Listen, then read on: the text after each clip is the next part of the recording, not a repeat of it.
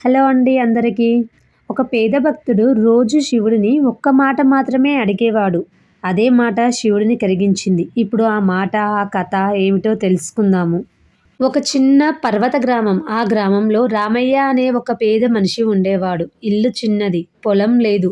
రోజుకు దొరికిన పనితోనే జీవనం. కానీ ఆ రామయ్యకి ఒక గొప్ప సంపద ఉంది. అదే శివుడిపై అచంచలమైన భక్తి.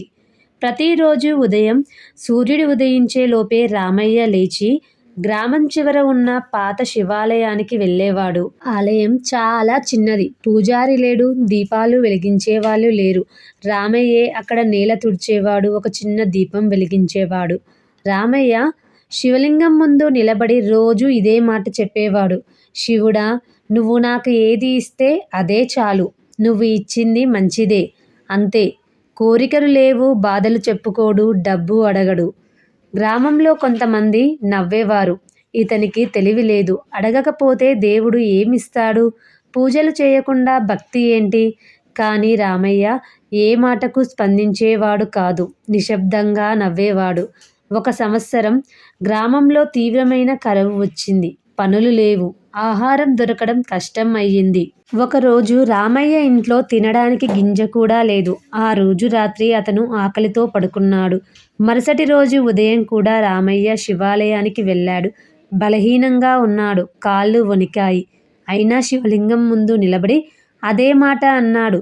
శివుడా, నువ్వు నాకు ఏది ఇస్తే అదే చాలు. ఆ మాటలో బాధ లేదు, కోపం లేదు, కేవలం నమ్మకం. ఆ రాత్రి రామయ్యకు ఒక స్వప్నం వచ్చింది. ఆ స్వప్నంలో శివుడు ప్రత్యక్షమయ్యాడు. చంద్రశేఖరుడు కరుణతో నిండిన కళ్ళు. శివుడు రామయ్యను చూసి ఇలా అన్నాడు. నువ్వు నన్ను ఎప్పుడూ ఏమీ అడగలేదు. అడగని భక్తుడిని నేను ఎలా వదలగలను? శివుడు వరాన్ని ఇచ్చాడు. మరుసటి రోజు ఉదయం గ్రామానికి ఒక వ్యాపారి వచ్చాడు. పనివాళ్ళు కావాలన్నాడు. రామయ్యకి శాశ్వత పని దొరికింది. జీవితం మారిపోయింది. రామయ్య మాత్రం మారలేదు.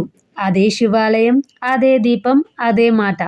శివుడా, నువ్వు నాకు ఏది ఇస్తే అదే చాలు. ఈ కథ ద్వారా శివుడు మనకి నిజమైన భక్తి అంటే అడగడం కాదు, నమ్మడం. శివుడు మన కోరికలు వినే దేవుడు కాదు, మన అవసరాలను చూసుకునే తండ్రి అని నిరూపించాడు. ఈ కథ మీకు నచ్చినట్లయితే మరిన్ని మంచి భక్తి వీడియోల కోసం ఈ ఛానల్ని సబ్స్క్రైబ్ చేసుకోండి. Thank you for watching.